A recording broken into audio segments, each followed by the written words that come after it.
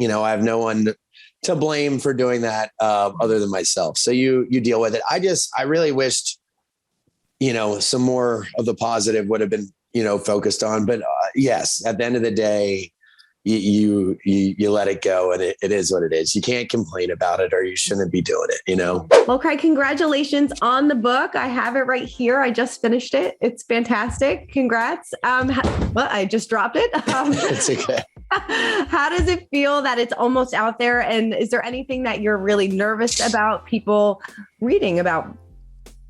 No, I'm really excited. It's, I was shocked in the beginning to find out how long of a process it is. So, we started about 1.5 to 2 years ago, and now people are finally getting to see and read the stories. Fortunately, we interviewed Naomi for the book.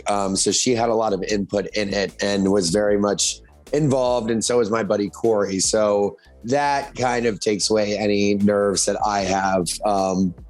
People like Shep and Austen can deal with whatever stories I told about them. But yeah, no, I felt really good. I'm extremely honest in it and open and vulnerable. And that was the whole goal. It was never to be a correct, like, this is what really happened book. It was just going to be, this is what also happened. And I wanted to fill in the gaps. We only film for a couple months a year. So I wanted to tell a fuller story. And now since it's such a transparent book, whatever people think, they think, but it's definitely a wild feeling. Yeah. Were you ever hesitant to write about when it came to your struggle with Adderall? Were you ever hesitant to write about that? Or you're like, no, this is part of my story. I have to kind of come clean about it. Yeah. The hesitancy came when I first said it, which I think was on season 6 reunion, when I finally just told Andy, because it was the answer to so many questions and so many kind of problems going on. And so I finally just came clean about it. This book was definitely a long stare in the mirror, though. It was almost like an extensive therapy session, because, I didn't realize just the extent to how much Adderall affected my life and stuff. But as I was writing and telling the story, you kind of realize it. And so many people have reached out since I started talking about it a couple of years ago. Some big time professionals and some actual famous people, and just been like, look, this actually affects my relationship with my husband or my wife, my relationship with my kids. And I just didn't realize it. And I kind of felt trapped because no one talks about it. So hopefully, there's some good that comes out of it, and people can maybe find their own freedom from that through the book. Yeah. I know you said you kicked it because you almost forgot to take it, or, it just kind of phased itself out pretty much. But is there ever a time now, you're so busy and those nights when you're working really hard, does it ever kind of cross your mind again and being like, oh, that would really help me out? Or is that completely out of your mind? No, of course. That's why it's the first time I've really understood addiction. My dad stopped drinking when I was little, and you learn about the steps and stuff growing up from movies or shows, but you always hear you're always an alcoholic. I'm like, that doesn't make any sense. You stopped drinking 30 years ago. What do you mean you're still an alcoholic? But now I understand that, because still love Adderall, or it's still my favorite thing, but I haven't touched it in 3 years because I know that if I took one, the temporary, uses of it, it's like I said, it's like a cheap drug. It would make whatever I was doing, easier in the moment. But then it kind of, at least for me, led to some dark places. So yes, there's, especially filming, we just did the new project in Vermont. And yes, there were several times coming back from the mountain where I was like, oh my God, but yeah, fortunately haven't turned back down that road, but you think about it sometimes. Definitely. And, you said that this book was kind of a therapy session for you. And I find it so interesting that you interviewed Naomi for this. Did the two of you kind of sit down together and kind of go over what you were going to put in?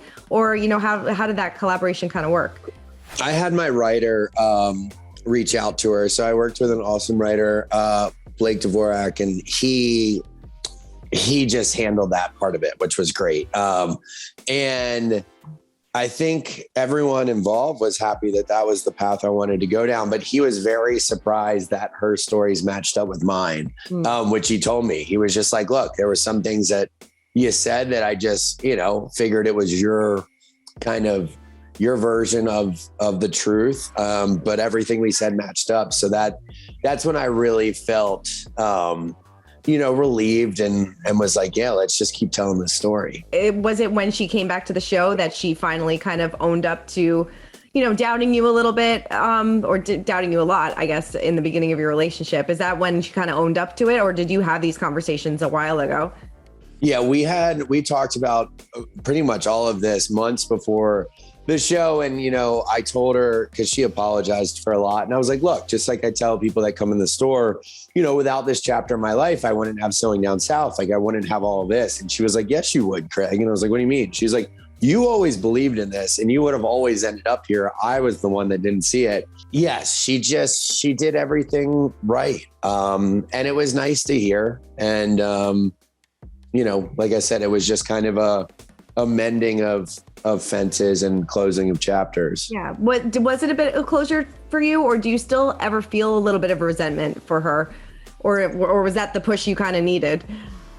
Yeah. No, it was good. And you'll get to see a lot of that on Southern Charm, but it was conversations that were long overdue. And no, I wish her the best. There's no negativity there. That's good. Was it ever awkward at all filming again?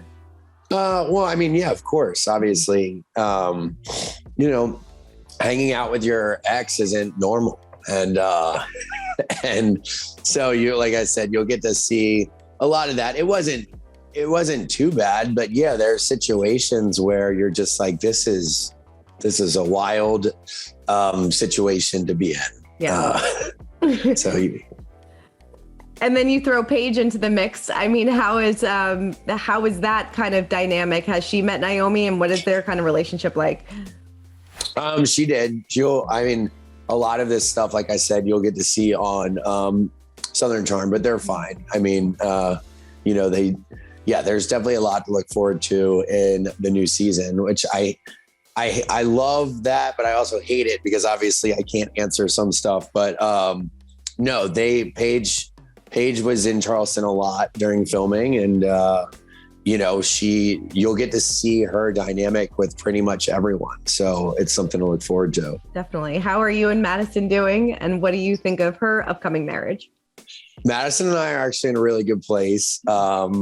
Which, yeah, it's life is a lot easier, not having grudges out there or enemies. I'm happy for her. I haven't met the gentleman yet. She's definitely kept it pretty private from at least us, in Charleston and away from, Southern Charm. But she seems really happy, and she's very supportive of me and Paige, and she adores Paige. So her kindness towards her, while Paige was in Charleston filming, definitely went a long way in my eyes. Yeah. How are Madison and Austen? Do they have any sort of relationship? I'm not sure. I haven't really asked him about that. Be like, so by the way, Austen, like, how are you at Madison? Yeah, no, I haven't asked him that in a while. Yeah, I know that you said on Watch What Happens Live that you and Austen didn't talk for 2 months after last night's episode of Summer House. Kind of like, I mean, probably I know why, but like, how did that kind of happen, and how did you guys start talking again? Just tell me a little bit more about that.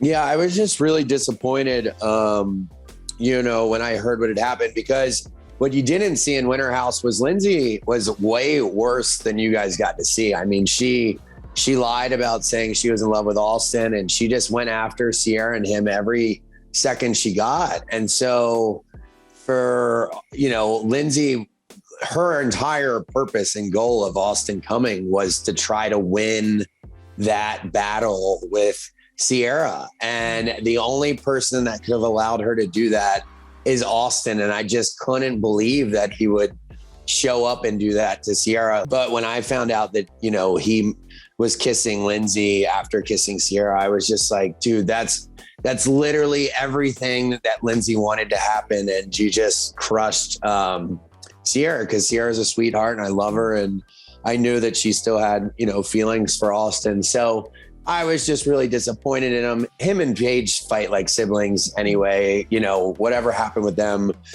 obviously I wasn't happy about either. And we just needed a break. I think he needed to find himself. And that's what I was saying a little earlier today, is that Austen's actually in a really great place now. You know, you'll get to see us resolve our situation on Southern Charm. And him and I, since last fall, you know, and him and Paige and, you know, him and Sarah, like everyone's been working, you know, to better themselves. So I feel bad a little bit, you know, that he has to like relive this now 8 months later.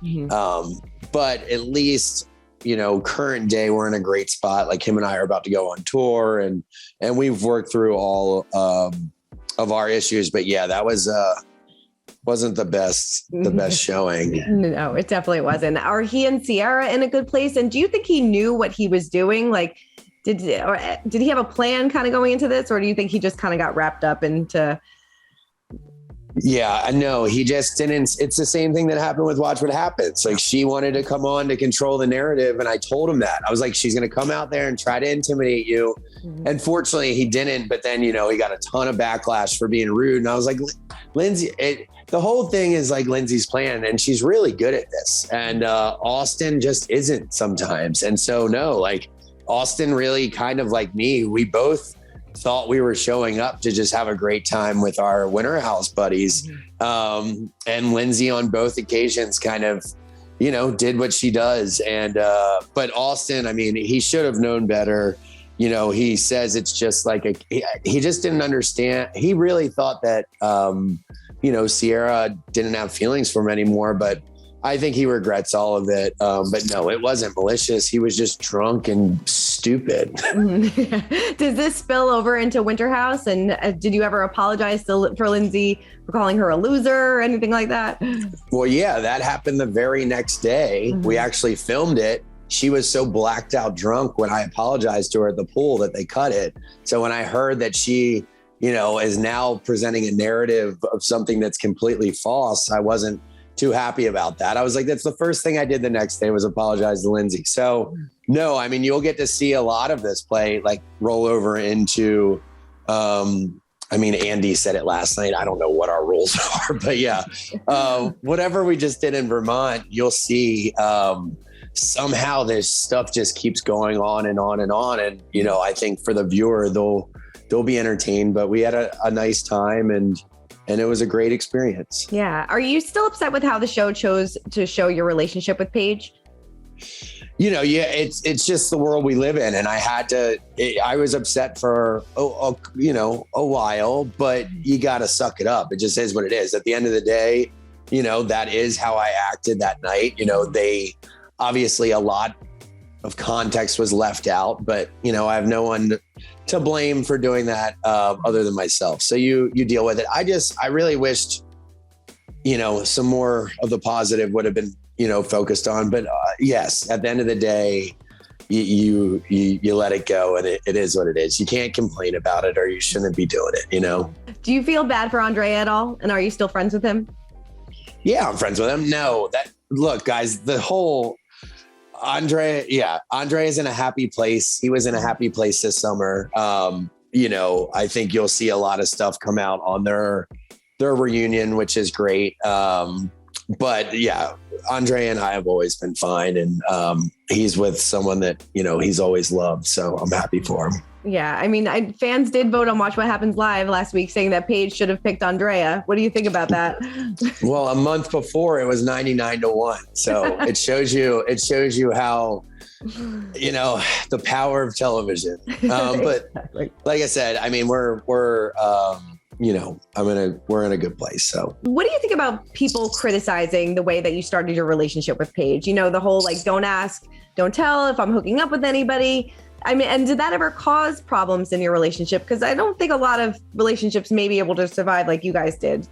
Well, that's why I wish they would have showed, like, they cut our date. I mean, they cut our date because it was so positive and so happy that it wouldn't have made sense to show it. And those were the things that I was really upset about because, Paige and I, we are a good example of a non-traditional relationship ending up in a really great place. And so, show me in all my antics all you want, but the fact that they made our relationship anything but what it was pretty disappointing. But no, I mean, look, I had just gotten out of a relationship, long-time relationship. She had just gotten, she was doing her own thing, and we lived in different cities. And for 3 months, we just, we did our own thing. And honestly, it worked. And then it got to a point where I didn't want to see anyone else, and she didn't want to see anyone else. And I couldn't wait to introduce her to my parents. And so, we started dating, and for us, it worked. And so,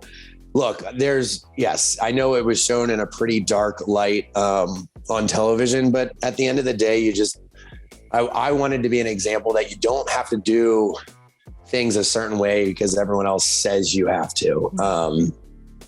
But yeah, no, I mean, it worked for us, and we're in a good place. Hopefully they start showing some of the good stuff. I mean, we did so many cute dates in the city this summer. Hopefully one of them makes it.